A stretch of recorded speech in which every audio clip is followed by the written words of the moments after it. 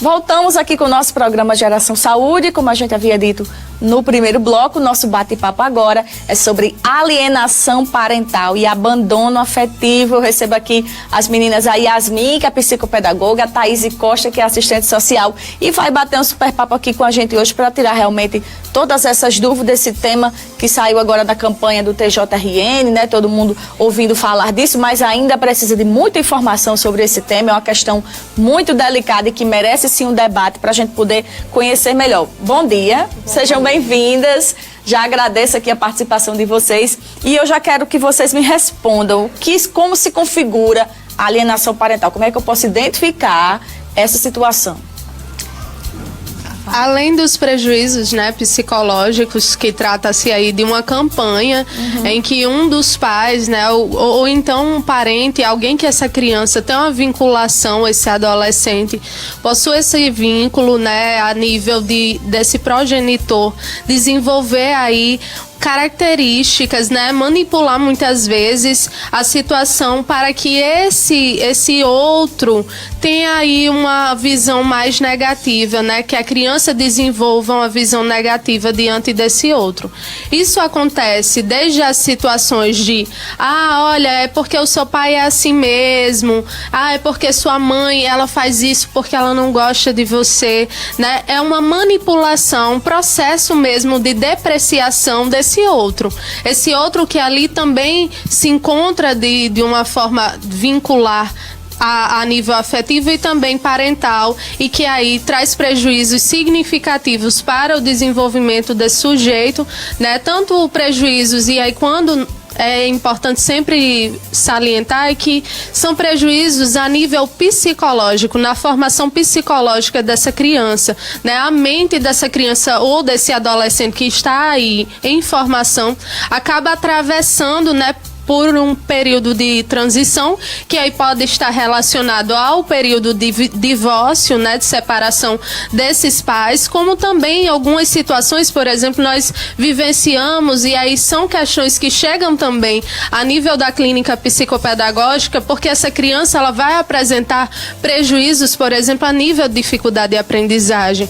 Quando nós vamos observar, por exemplo, essas dificuldades, esse baixo desempenho escolar que a criança está apresentando, e vamos analisar o que é que está motivando aquilo, nós observamos, por exemplo, no caso de crianças que estão passando por um processo de divórcio de seus pais, que isso está relacionado justamente nesse jogo de manipulação, em que essa depreciação acaba afetando de modo negativo a criança, né, a sua visão que ela tem desses pais. Exatamente, porque a criança, né, tem a visão, meu pai é o pai perfeito, minha mãe é a mãe perfeita. Se eles se separam, por que agora minha mãe está dizendo que meu pai é isso e por que meu pai está dizendo que minha mãe é isso? A visão que a criança tem do pai e da mãe é uma. Então, se essa visão é desconstruída, isso com certeza vai afetar. E que prejuízos são esses, Yasmin? Você até citou já alguns, mas principalmente na adolescência, que eu acho que é uma fase mais crítica, né, de construção de tudo. Sim, algum desses prejuízos pode, por exemplo, estar associado hoje, o CID, né, o Código Internacional de Doenças, inclusive já classifica, né, esse processo de alienação parental, que aí Thaisa vai falar um pouco mais em relação às leis, ao direito, nessa perspectiva jurídica em relação a essa síndrome, mas hoje ele já é considerado uma síndrome, a síndrome da alienação parental, que está relacionada a alguns sintomas, como por exemplo a ansiedade, o medo excessivo, ou seja, características inclusive de fobia. Vou trazer um caso bem pontual, um dos casos que eu acompanho, a criança estava passando por esse processo e a criança estava tendo períodos longos de insônia, ou seja, trazendo inclusive associado a essa situação da alienação parental, o distúrbio do sono. E aí a criança apontava, por exemplo, que ela não queria dormir porque imaginava que seus pais iriam morrer. Então, o medo Como da mexe, morte, né? Essa insegurança, a criança, ela precisa desenvolver vínculos seguros, né? Vínculos, inclusive, de apego também. Então, quando existe aí um outro que fica ali sinalizando, provocando, não, seu pai te esqueceu, seu pai não quer mais saber de você, o seu pai não vai poder te ajudar, ou a sua mãe, assim como também nas situações como eu pontuei anteriormente, às vezes a avó, é um tio, é uma tia, e às vezes acontece, e quando nós iniciamos, acontece isso de uma forma inclusive inconsciente.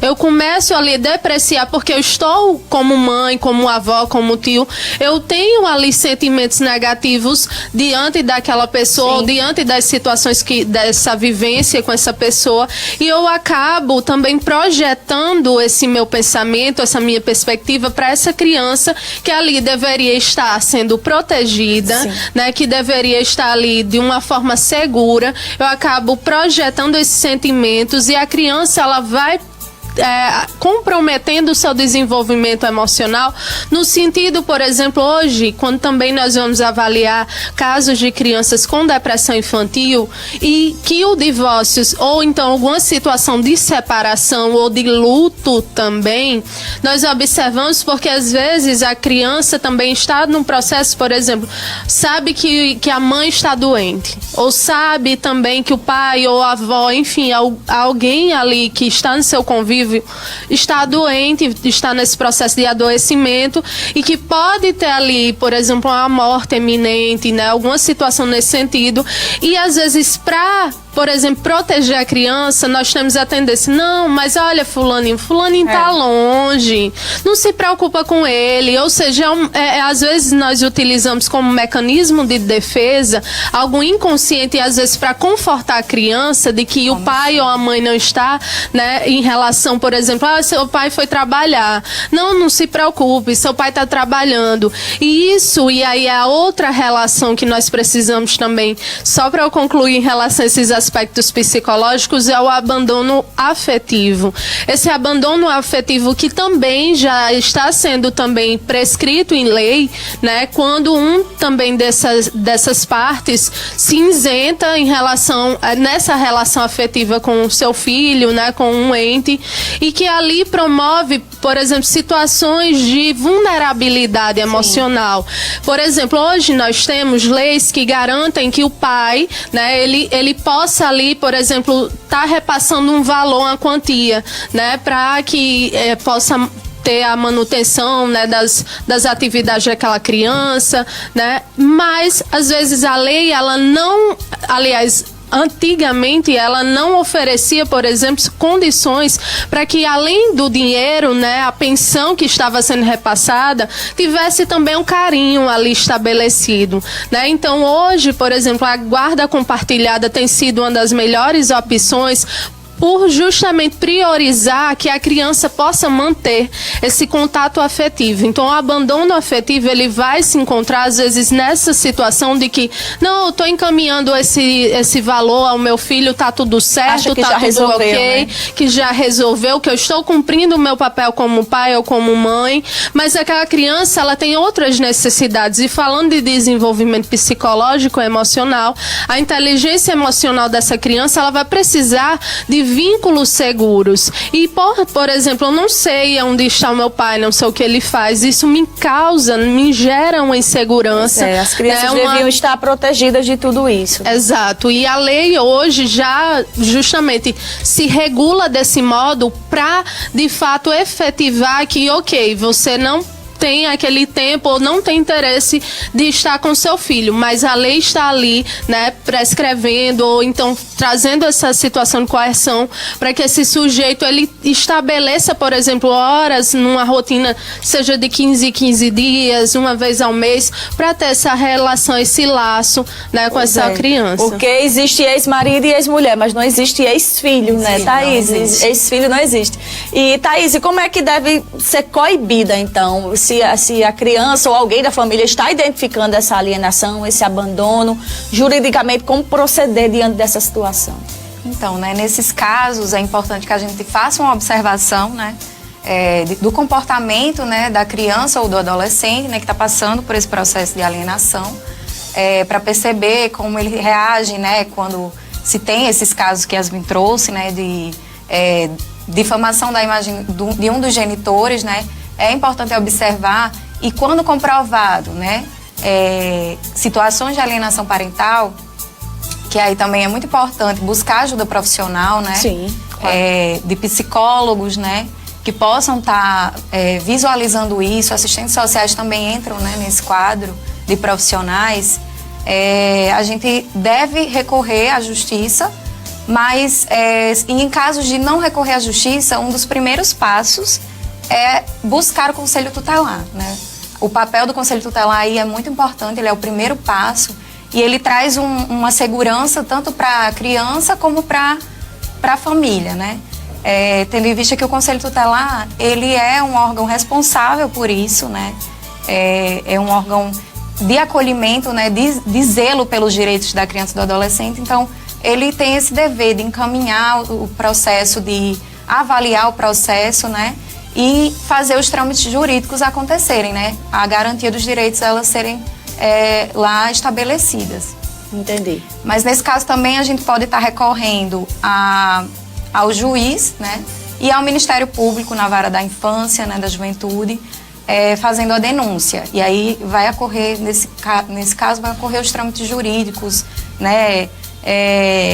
Vai haver conciliação entre os familiares, e aí é onde vê a necessidade de ter uma guarda compartilhada ou não, ou de ver realmente quem pode estar tendo a guarda permanente dessa criança ou adolescente, né, de acordo com as necessidades. Entendi. É importante também enfatizar que hoje a alienação parental também já se configura como crime. Também, tá? né? Só que não é um crime a nível, por exemplo, de prisão, né? De a questão da vivência da pessoa. É aplicado multas, é aplicado, por exemplo, trabalho, um serviço social, que ali pode ser desenvolvido por esse sujeito, né? Que comete essa violação em relação ao direito dessa criança e desse adolescente.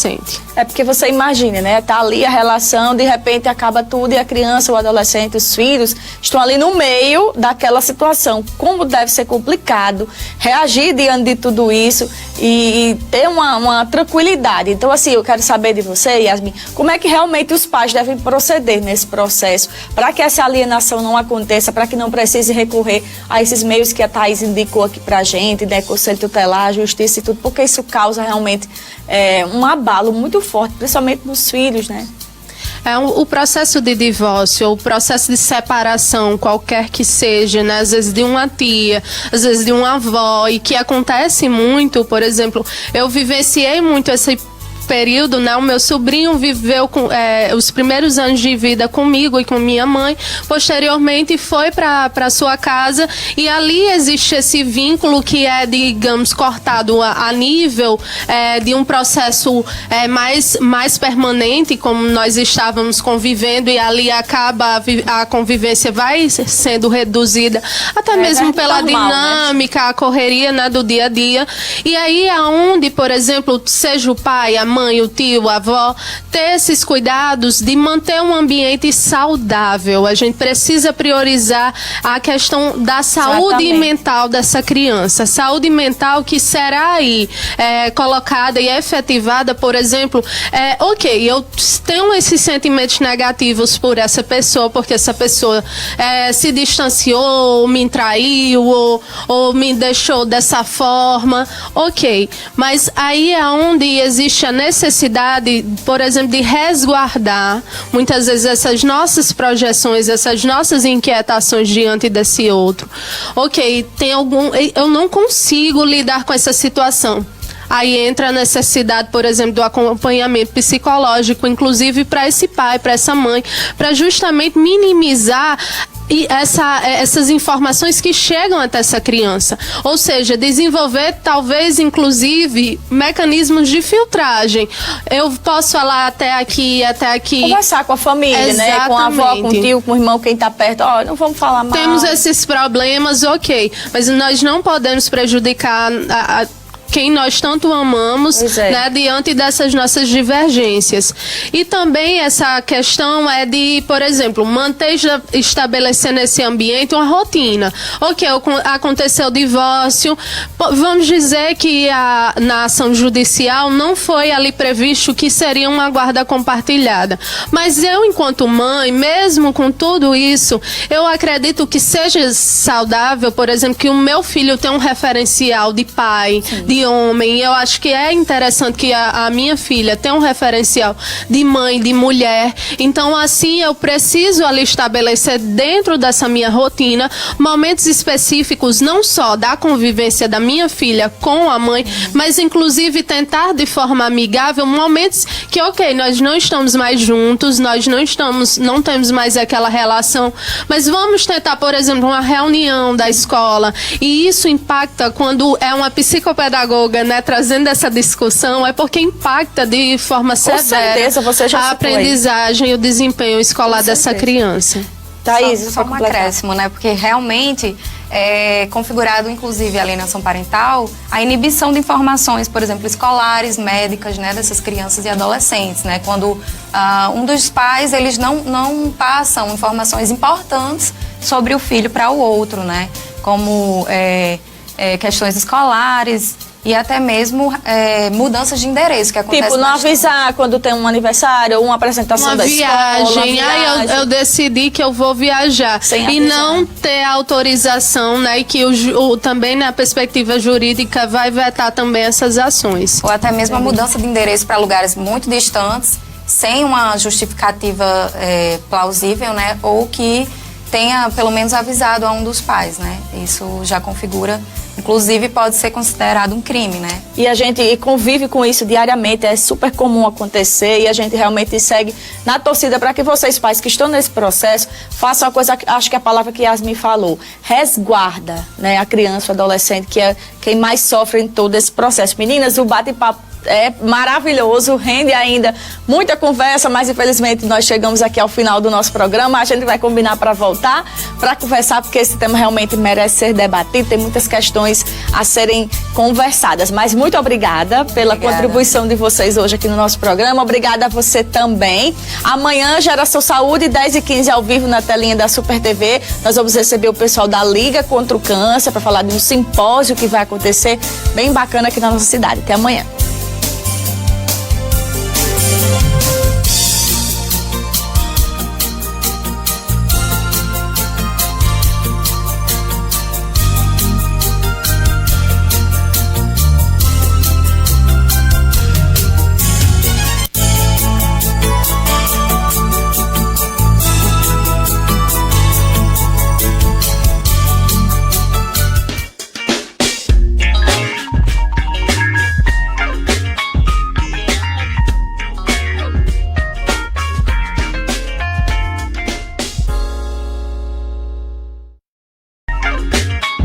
Geração Saúde.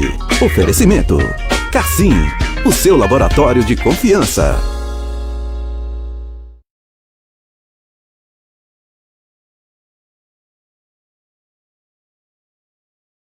Super TV é sua, é super.